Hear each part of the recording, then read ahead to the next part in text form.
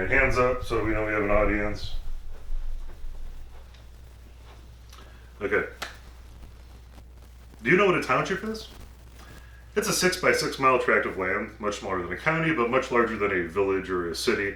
And I was born in one because I'm from Michigan. And over the next, few minutes, we're going to talk about where Michigan is on the map. We'll talk about the auto industry and how those two things came together to make me who I am.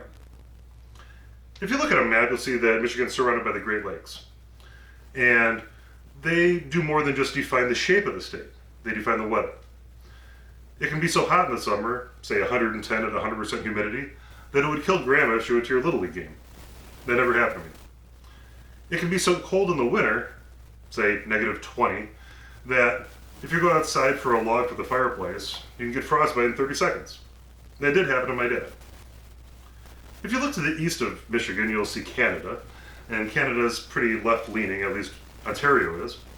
If you look to the south of Michigan, you'll see Ohio and Indiana, and they lean more to the right politically.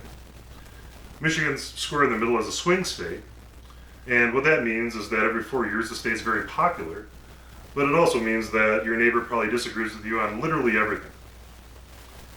So first we started off by talking about where Michigan is on the map politically and geographically. Next, let's talk about cars. Now, Henry Ford's greatest contribution was not the automobile, it was the assembly line.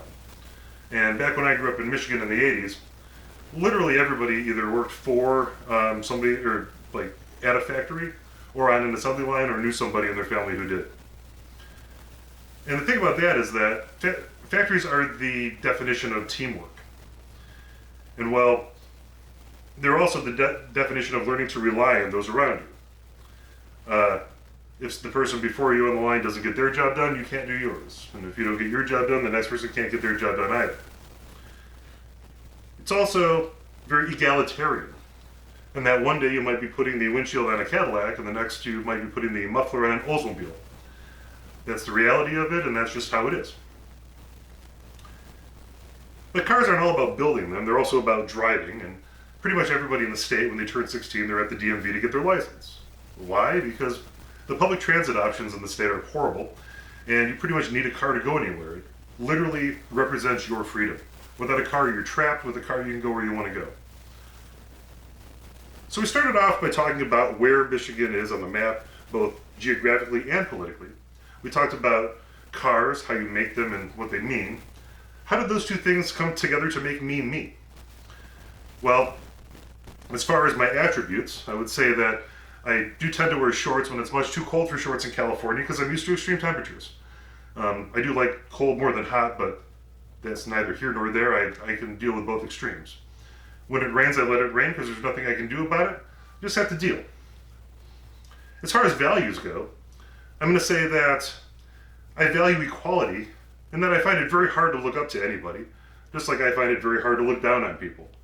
Everyone's kind of the same, and that comes from working in the environment where everybody does everybody else's job. I tend to value competence, in that if I don't know how to do something, I do want to learn how to do it, because I might have to do it tomorrow.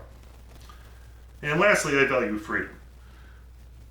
I probably associate it more with cars than most people do, but it's one of the most American of values, and I'm proud to say that I got it from Michigan.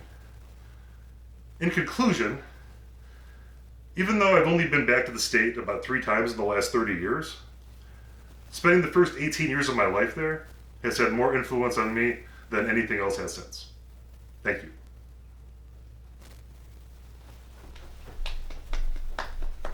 Yay!